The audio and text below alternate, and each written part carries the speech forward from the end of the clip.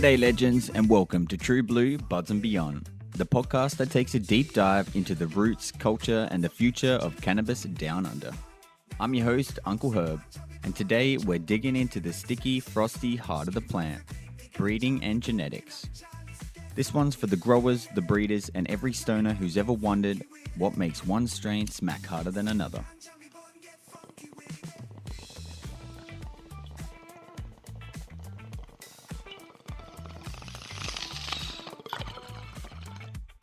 What makes a cultivar special? How do breeders create those iconic flavors, colors, and effects? And who are the folks driving innovation in Australia cannabis genetics? Pack a cone, kick back, and let's get into it.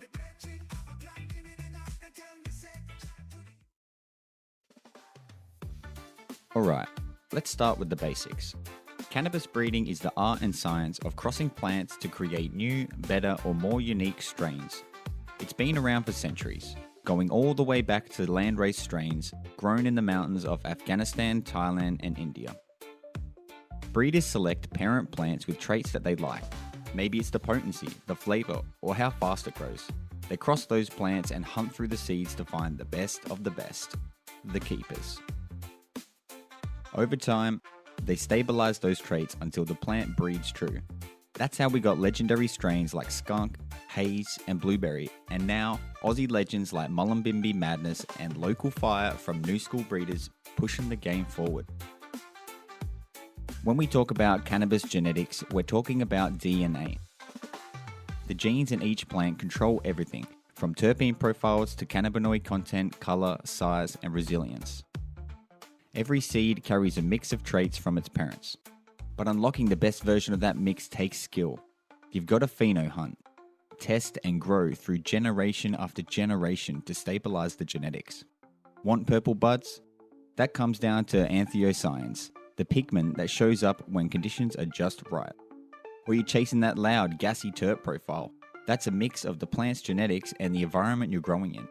And if you're after a 30% THC beast, you'll need to fine-tune your genetics with care and precision to get there.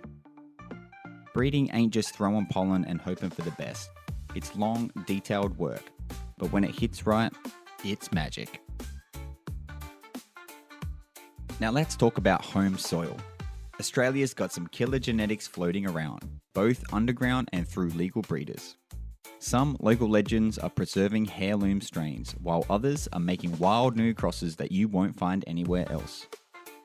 There's a serious art movement happening right here, right now, especially around regions like northern New South Wales and parts of Victoria and Tasmania. From bush growers who have been selecting traits in isolation from decades to licensed medicinal breeders working under strict conditions, there's a lot of Aussie DNA now in the mix. And more than ever, local breeders are starting to get recognition globally. They're not just copying trends, they're creating strains that suit Aussie tastes, climates, and vibes. So how does a strain actually come to life?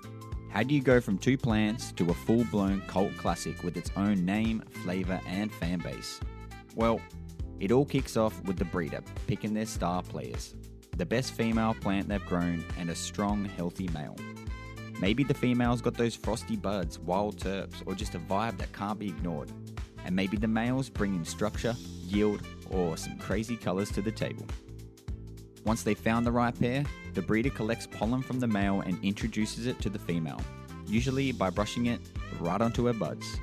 After that, she gets to work producing seeds that carry traits from both parents. And that's where the real fun begins.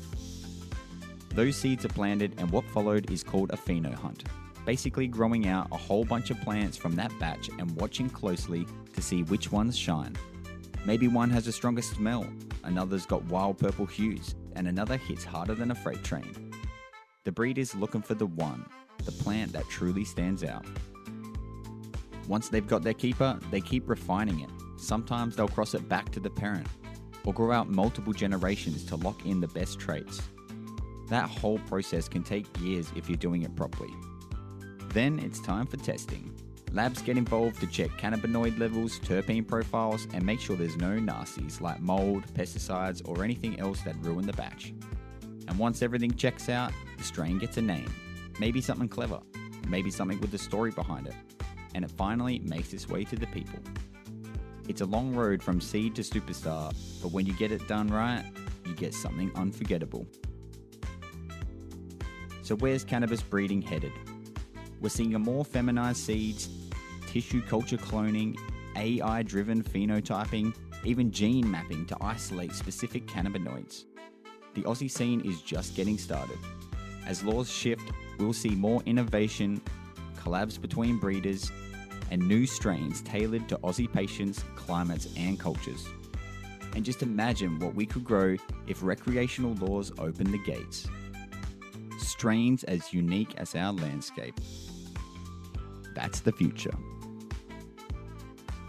And there you have it, the art of the bud. Cannabis breeding is more than just science. It's storytelling through plants, a craft that shapes everything from your backyard cone to your medicinal oil.